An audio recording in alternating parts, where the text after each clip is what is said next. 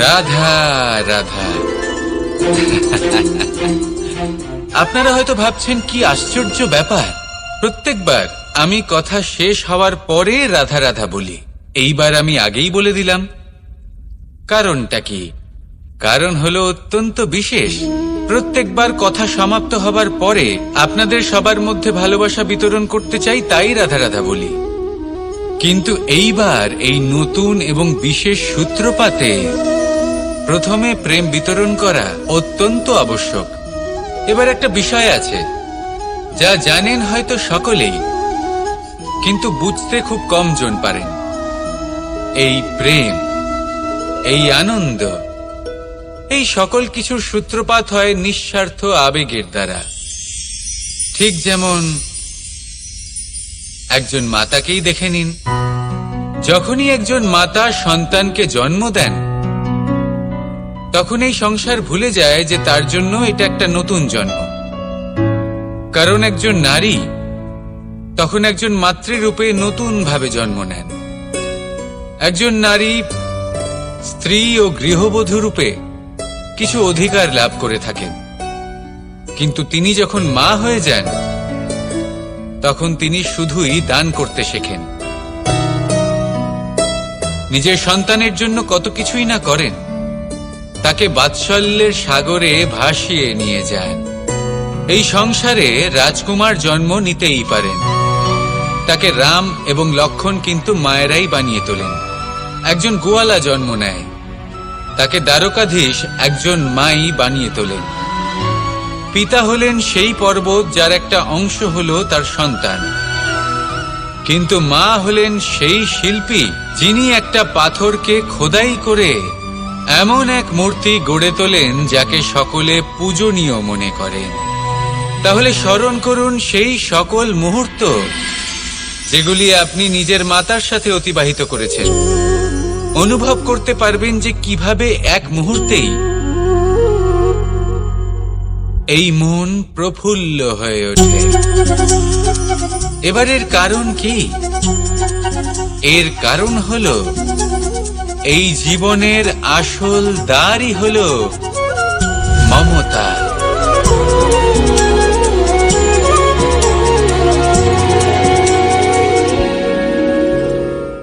বিগত দিনের কিছু কথা মনে পড়ে গেল।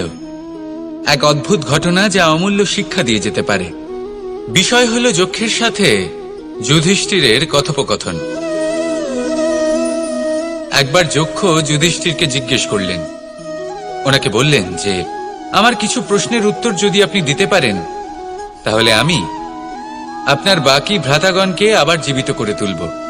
সেগুলোর মধ্যে খুব গুরুত্বপূর্ণ আর কঠিন একটা প্রশ্ন ছিল, এই সংসারে সব থেকে শ্রেষ্ঠ আশ্চর্য কোনটি?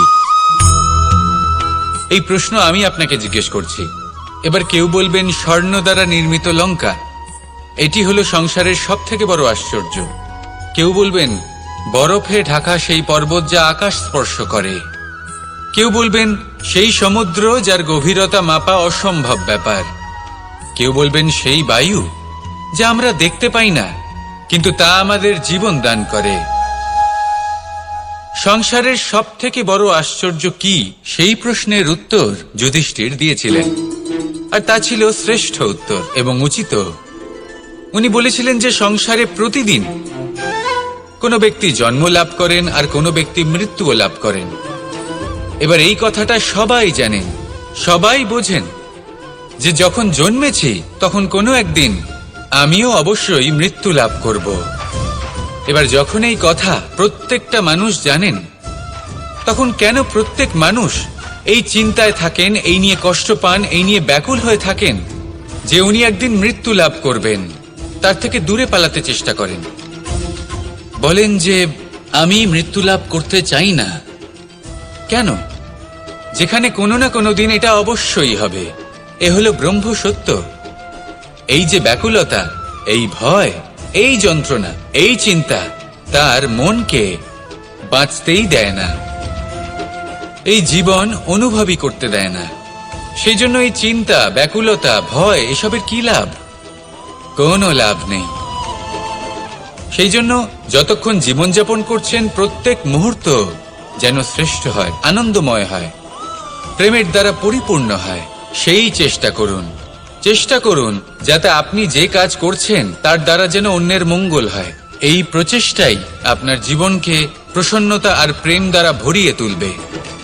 এই মন সুপ্রসন্ন হয়ে বলবে, রাধা রাধা। ধন, সম্পত্তি, এগুলো আসলে কি? এগুলো শুধু সেই মূল্য যার দ্বারা আমরা কোনো কিছু অর্জন করতে পারি। এবার এই ধনের দ্বারা এই সংসারে অনেক কিছু লাভ করা সম্ভব, কিন্তু সেই সব কিছুই শুধুমাত্র ভৌতিক বস্তুই হবে, ভৌতিক সামগ্রী, ভৌতিক সুবিধা। অর্থাৎ আপনার কাছে যতই ধন থাকুক তা আপনাকে শান্তির ঘুম এনে দিতে পারবে না, আপনাকে জীবনের বাস্তব সুখের অনুভূতি লাভ করাতে পারবে না, কারণ এগুলো ভৌতিক ধন। এ ভৌতিক বস্তুই অর্জন করাতে সক্ষম। বাস্তবিক ধন কি? যদি এই প্রশ্ন আপনার মনে আসে তাহলে তার উত্তর আমি আপনাকে দেব একটা উদাহরণের মাধ্যমে। কখনো আপনি শুনে থাকবেন যে একজন পিতা আজীবন অনিষ্ট করেন, অনর্থ করেন, খারাপ কাজ করেন শুধু ধন অর্জনের জন্য। তিনি ভাবেন যে আমি ধন অর্জন করব আর নিজের সন্তানকে একটা উজ্জ্বল ভবিষ্যৎ প্রদান করব, একটা সুখ স্বাচ্ছন্দ্যময় জীবন দান করব। এবার সন্তান যখন জন্ম লাভ করে তখন সে ভাগ্যের জোরে সেই ধন ভোগ করে। যেরকম সে পায় সেরকমই তার ব্যবহার সে করে। কখনো আপনি এটাও দেখে থাকবেন যে সেই সন্তান সমস্ত ধন নষ্ট করে ফেলে, আর সেই পিতা যিনি সমস্ত ধন সঞ্চয় করেছেন, যিনি সেই ধনের প্রভু, আজ সেই ধনের প্রহরী হয়ে রয়েছেন। এবার এরকম কেন হয়? এরকম তখনই হয় যখন সেই পিতা বুঝতেই পারেন না যে তার জীবনের আসল ধন কি। সেই আসল ধন তার সন্তানকে সে দিতেই পারে না। যদি পিতা তার সন্তানকে কর্মের জ্ঞান দিতে পারেন, উচিত কোনটা অনুচিত কোনটা সেই শিক্ষা দিতে পারেন, সংস্কারের প্রকৃত শিক্ষা দিতে পারেন, তবে সেটা ধনের থেকে অনেক বেশি গুরুত্বপূর্ণ। এটাই হলো জীবনের বাস্তব ধন। আপনি সেই কথা তো অবশ্যই শুনে থাকবেন, কুসন্তান হলে ধন সঞ্চয় করে কি হবে, সুসন্তান হলে ধন সঞ্চয় করে কি হবে। সন্তান যদি কুপুত্র হয় তাহলে সব নষ্ট করে ফেলবে, আর সন্তান যদি সুপুত্র হয় তাহলে ধন থাকুক না থাকুক সে নিজেই কর্মের পথে অগ্রসর হয়ে ধন অর্জন করবে আর নিজের জন্য এক উজ্জ্বল ভবিষ্যৎ গড়ে তুলবে। তাই সন্তানকে সম্পদ দেওয়ার আগে কর্মের জ্ঞান দান করুন, সুশিক্ষা দিন, কারণ এটাই হলো জীবনের প্রকৃত ধন। আসুন আর আমার সাথে ভালোবেসে বলুন, রাধা রাধা। আমরা সকলে শক্তি অনুভব করতে চাই। এবার যদি আপনাকে জিজ্ঞেস করা হয় যে সবথেকে বেশি শক্তির অনুভব কোথা থেকে করা সম্ভব, তখন কেউ কেউ বলবেন পুষ্টিকর আহার গ্রহণ করলে, ব্যায়াম করলে, কেউ বলবেন ধন লাভ করলে, বন্ধুদের থেকে, পরিবারের থেকে, আদি ইত্যাদি। এইভাবে আপনি শক্তির অনুভব অবশ্যই করতে পারেন, কিন্তু সবথেকে বেশি শক্তির অনুভব যদি আপনি করতে চান তাহলে তা পাবেন শুধু একতার দ্বারা, সংগঠনের দ্বারা। যদি আপনাকে উদাহরণ দিই, নিজের এই হাতটাকে দেখুন, 5টা আঙুল রয়েছে। কোনো একটা বস্তুকে নিজের একটা আঙুল দ্বারা তুলে ধরার চেষ্টা করে দেখুন, বড়ই কষ্ট হবে। তখন আপনি বুঝতে পারবেন যখন এই 5টি আঙুল একত্রিত হয় তখন কোনো কাজ কতটা সহজ হতে পারে। এটাই হলো শক্তি, একতার। সব থেকে ভালো উদাহরণ যদি আপনাকে দিই তাহলে বাঁশি। এই বাঁশি থেকে অত্যন্ত মধুর সুর নির্গত হয় যা সবার মন প্রসন্ন করে দেয়। এই কথা সত্যি, কিন্তু এই বাঁশি আমি একটা বা দুটো আঙুল দিয়ে বাজাতে পারবো না। আমাকে প্রত্যেকটা আঙুল ব্যবহার করতেই হবে, তবেই এর থেকে মধুর সুর নির্গত হবে যা সকলকে প্রসন্ন করবে, ঠিক কিনা? ঠিক এইভাবেই যদি আপনি চান যে আপনার জীবনরূপী বাঁশি থেকেও মধুর সুর নির্গত হোক বা সবার মনকে প্রসন্ন করে তুলুক, তাহলে আপনাকেও জীবনে একতা নিয়ে আসতেই হবে। আপনি একাও কর্ম করতে পারেন, পথ চলতেও পারেন, সামনেও এগোতে পারেন, সাফল্যও লাভ করতে পারেন। কিন্তু যখন সকলে একসাথে এগোবেন, সেই পথে চলবেন, সেই কর্মই করবেন, তখন লক্ষ্যে অবশ্যই পৌঁছবেন, সাফল্য অবশ্যই লাভ করবেন। কিন্তু সেই সাফল্য এবং তার আনন্দর সংমিশ্রণটাই একটু অন্যরকম হবে। তাই জীবনে ঐক্যবদ্ধ হন, একসাথে মিলে এগোতে থাকুন, আর আমার সাথে ভালোবেসে বলুন, রাধা রাধা। জীবনে দুই ধরনের আবেগ রয়েছে যার কোনো মূল্য নেই। আমার কথার অর্থ এটা নয় যে এদের কোনো গুরুত্ব নেই, গুরুত্ব যথেষ্টই রয়েছে, শুধু এদের জন্য আপনাকে কোনো মূল্য দিতে হয় না। প্রথম আবেগ হলো আনন্দ, প্রসন্নতা। এটা আপনি যে কোনো জায়গায় খুঁজে পেতে পারেন যদি আপনি খুঁজে পেতে চান। আপনি কোনো পুষ্পের সৌন্দর্য দেখে প্রসন্ন হতে পারেন। বায়ুর কারণে যখন একটি বৃক্ষ শিহরিত হয় সেটা দেখে আপনি প্রসন্ন হতে পারেন। একটা ছোট্ট শিশুর কলরব শুনেও আপনি প্রসন্ন হতে পারেন। একটা ক্রন্দনরত বালককে হাসিয়ে আপনি প্রসন্ন হতে পারেন। সবকিছু আপনার উপর নির্ভরশীল। সেখানে আরেকটি আবেগ হলো দুশ্চিন্তা। মানুষ বড়ই দুশ্চিন্তা করতে থাকে। আজ আমি এই কাজ করেছি, সেই বিষয়ে চিন্তা। আজ আমি এই কাজ করতে পারিনি, সেই বিষয়ে চিন্তা। কাল আমাকে এই কাজ করতে হবে, সেই নিয়ে চিন্তা। আমি কি সেই কাজটা করতে পারবো, সেই বিষয়েও দুশ্চিন্তা। চিন্তা সর্বত্র রয়েছে, যার জন্য মূল্য দিতে হয় না। যত চান আপনি একত্রিত করতে পারেন। একটা গুরুত্বপূর্ণ কথা মনে রাখবেন, প্রসন্নতা জীবনের একটা নতুন সূত্রপাত। সেখানে দুশ্চিন্তা হলো জীবনের চিতার সমান। এবার এই দুটি আবেগ হলো মূল্যহীন, দুটোই আপনার সামনে আছে। কোনটা চয়ন করবেন আপনি, দুশ্চিন্তা নাকি প্রসন্নতা? সিদ্ধান্ত আপনারই। আসুন আর আমার সাথে ভালোবেসে বলুন, রাধা রাধা। এবার এরকম কেন হয়? এরকম তখনই হয় যখন পিতা বুঝতেই পারেন না যে তার জীবনের আসল ধন কি। সেই আসল ধন তার সন্তানকে সে দিতেই পারে না। যদি পিতা তার সন্তানকে কর্মের জ্ঞান দিতে পারেন, উচিত কোনটা অনুচিত কোনটা সেই শিক্ষা দিতে পারেন, সংস্কারের প্রকৃত শিক্ষা দিতে পারেন, তবে সেটা ধনের থেকে অনেক বেশি গুরুত্বপূর্ণ। এটাই হলো জীবনের বাস্তব ধন। আপনি সেই কথা তো অবশ্যই শুনে থাকবেন, কুসন্তান হলে ধন সঞ্চয় করে কি হবে, সুসন্তান হলে ধন সঞ্চয় করে কি হবে।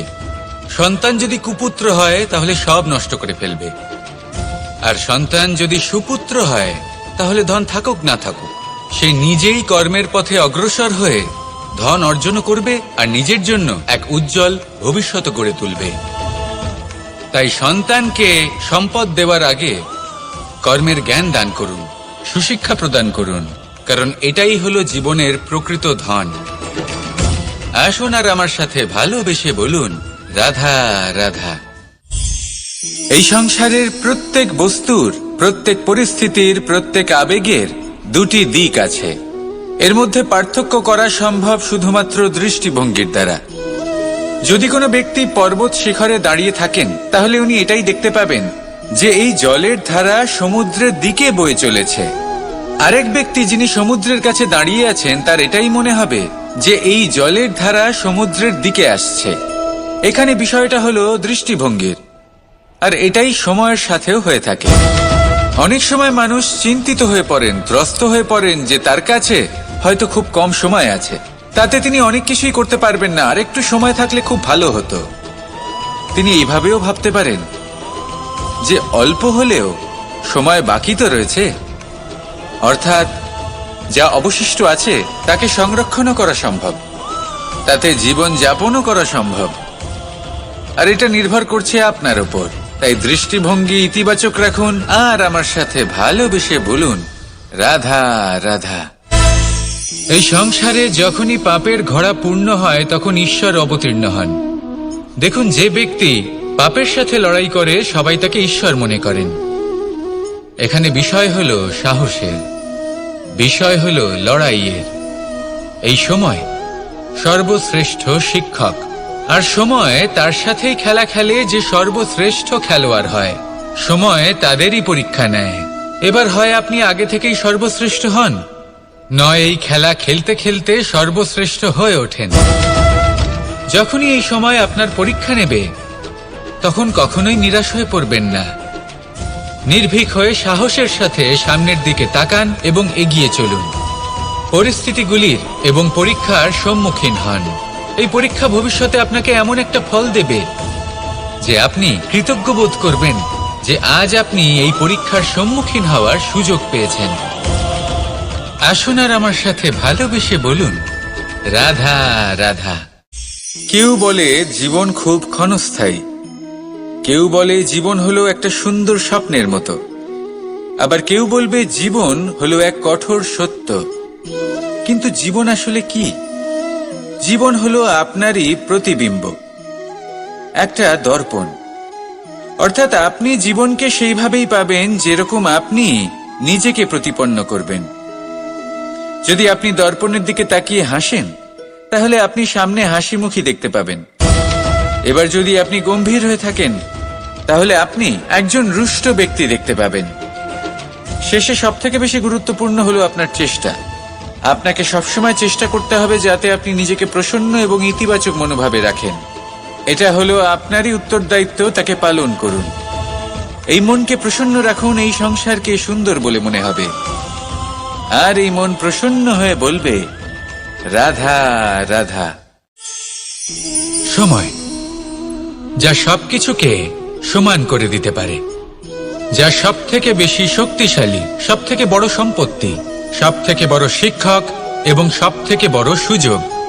এই সময় যখন ভালো যায় তখন তা আপনাকে আমিত্বে মত্ত করে তোলে, অহংকারে নিমজ্জিত করে দেয়।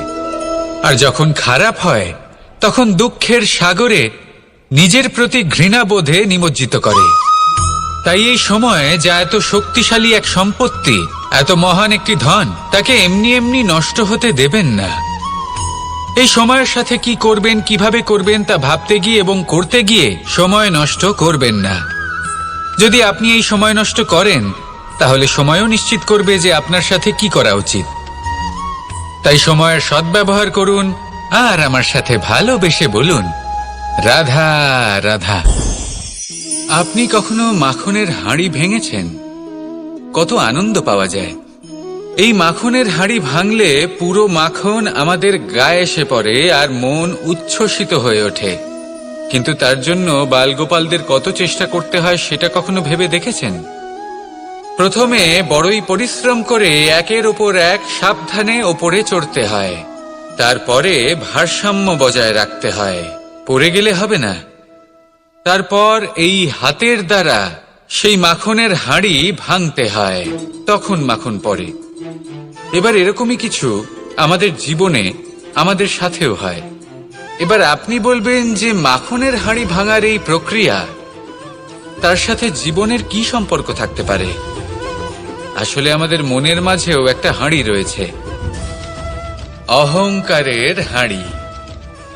আর এই অহংকারের হাঁড়ি যখন ভেঙে যায়, তখন প্রসন্ন হবার আনন্দ চতুর্দিকে ছড়িয়ে পড়ে। এই মন, এই আত্মা, এই দুই প্রসন্ন হয়ে যায়। কিন্তু তার জন্য আপনাদেরকেও বালগোপালের মতো চেষ্টা করে যেতেই হবে, ভারসাম্য বজায় রাখতেই হবে মনের মাঝে এবং এই বুদ্ধিতে, ভালো এবং মন্দের মধ্যে, লোভ এবং পরমার্থের মধ্যে। আর তারপর নিজে হাতে অহংকারের এই হাঁড়ি ভেঙে দিতে হয়। দেখুন, যদি ঈশ্বরের সঙ্গ লাভ করতে চান, তাহলে অহংকারের এই হাঁড়ি ভাঙতেই হবে। আসুন আর আমার সাথে ভালোবেসে বলুন, রাধা রাধা। মানুষের এই জীবন, মানুষ জন্ম নেয়, একটা নির্দিষ্ট সময়ের পরে এই সংসার ত্যাগ করে চলেও যায়। এবার শুধু এটাই আবশ্যক নয় যে এই জীবনকালকে আপনি যাপন করবেন, শুধু এটাই গুরুত্বপূর্ণ নয়।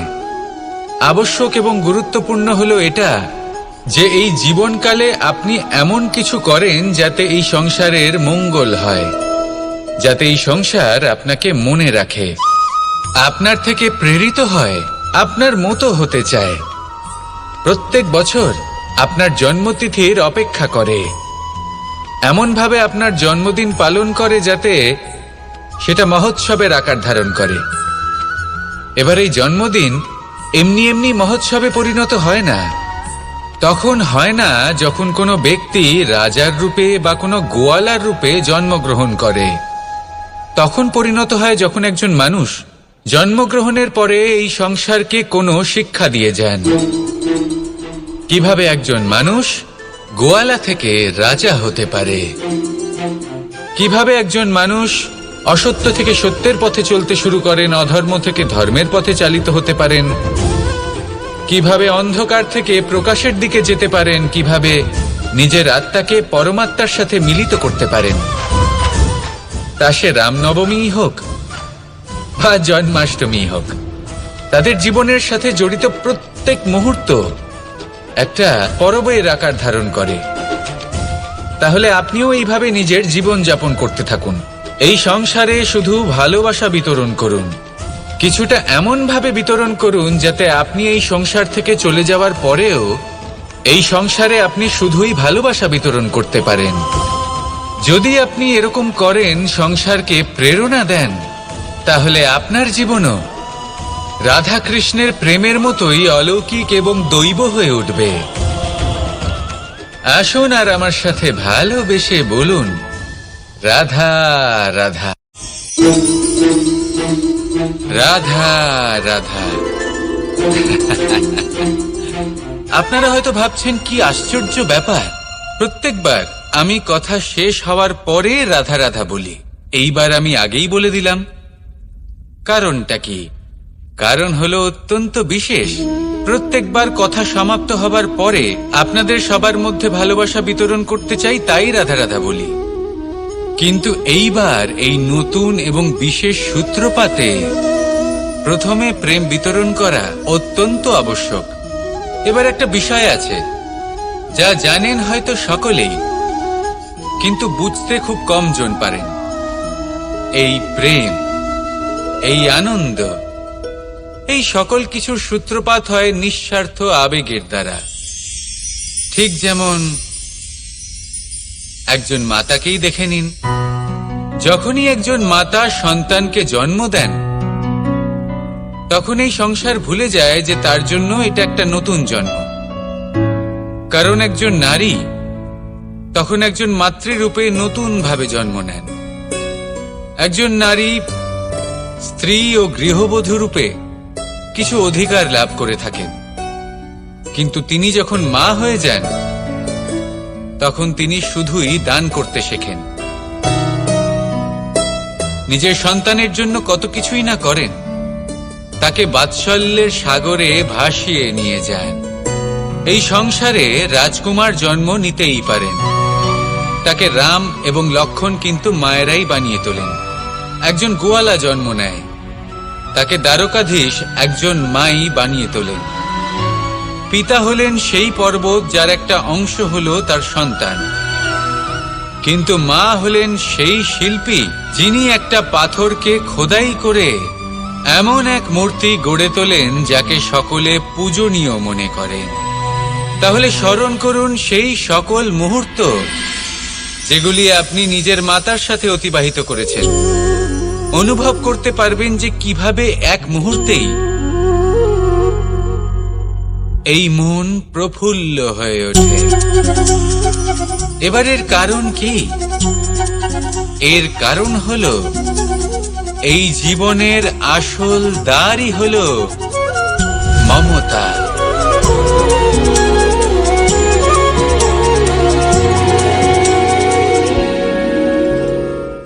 বিগত দিনের কিছু কথা মনে পড়ে গেল।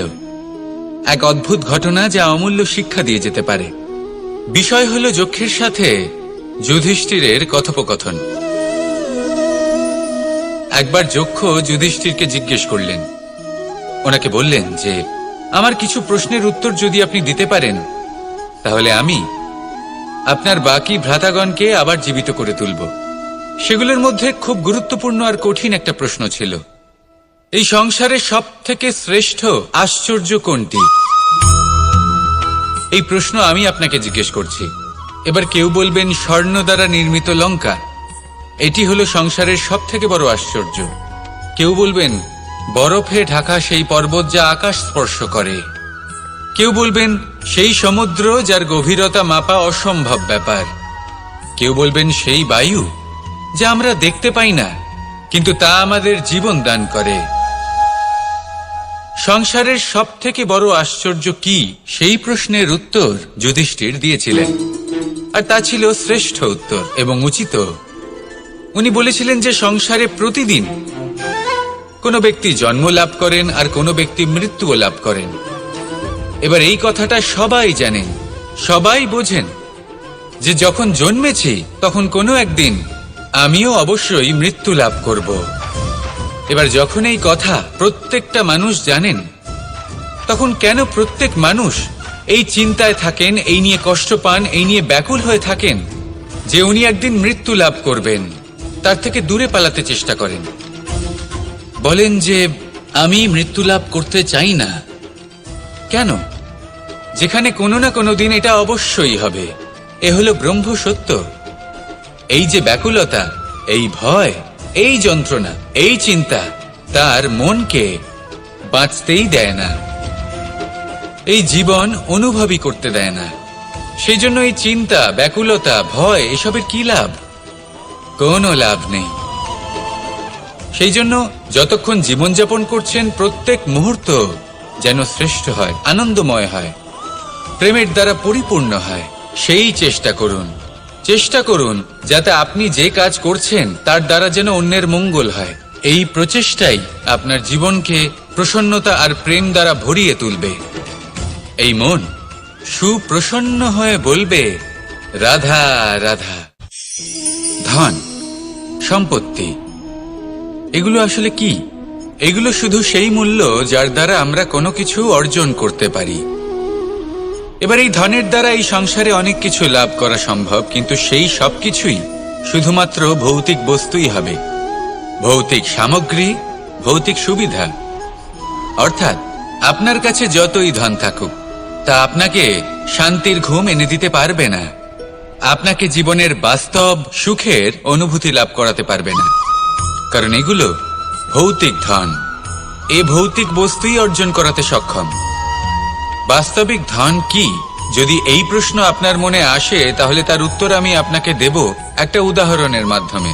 কখনো আপনি শুনে থাকবেন যে একজন পিতা আজীবন অনিষ্ট করেন, অনর্থ করেন, খারাপ কাজ করেন শুধু ধন অর্জনের জন্য।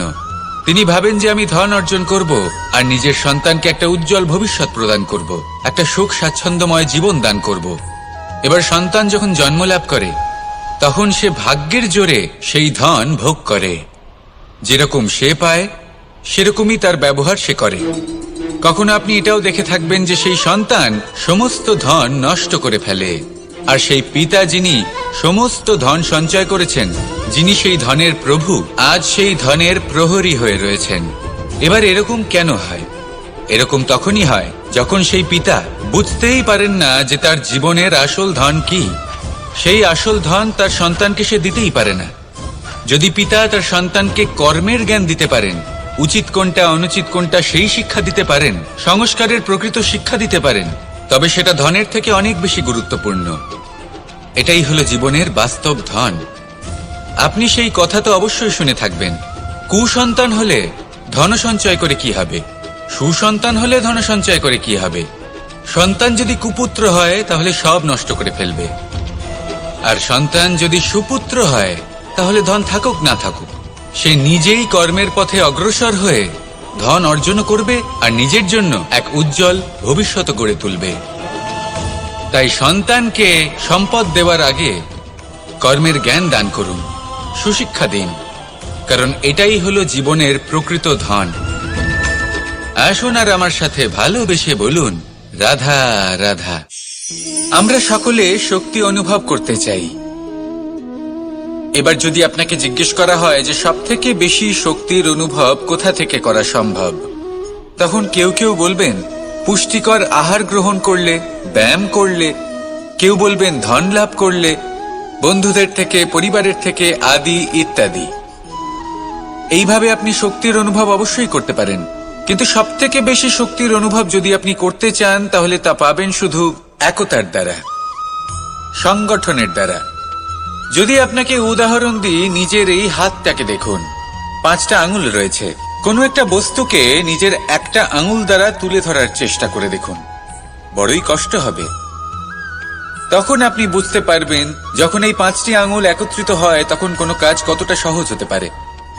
এটাই হলো শক্তি, একতার। সবথেকে ভালো উদাহরণ যদি আপনাকে দিই তাহলে বাঁশি। এই বাঁশি থেকে অত্যন্ত মধুর সুর নির্গত হয় যা সবার মন প্রসন্ন করে দেয়। এই কথা সত্যি, কিন্তু এই বাঁশি আমি একটা বা দুটো আঙুল দিয়ে বাজাতে পারবো না। আমাকে প্রত্যেকটা আঙুল ব্যবহার করতেই হবে, তবেই এর থেকে মধুর সুর নির্গত হবে যা সকলকে প্রসন্ন করবে, ঠিক কিনা? ঠিক এইভাবেই যদি আপনি চান যে আপনার জীবনরূপী বাঁশি থেকেও মধুর সুর নির্গত হোক বা সবার মনকে প্রসন্ন করে তুলুক, তাহলে আপনাকেও জীবনে একতা নিয়ে আসতেই হবে। আপনি একাও কর্ম করতে পারেন, পথ চলতেও পারেন, সামনেও এগোতে পারেন, সাফল্যও লাভ করতে পারেন। কিন্তু যখন সকলে একসাথে এগোবেন, সেই পথে চলবেন, সেই কর্মই করবেন, তখন লক্ষ্যে অবশ্যই পৌঁছবেন, সাফল্য অবশ্যই লাভ করবেন। কিন্তু সেই সাফল্য এবং তার আনন্দর সংমিশ্রণটাই একটু অন্যরকম হবে। তাই জীবনে ঐক্যবদ্ধ হন, একসাথে মিলে এগোতে থাকুন, আর আমার সাথে ভালোবেসে বলুন, রাধা রাধা।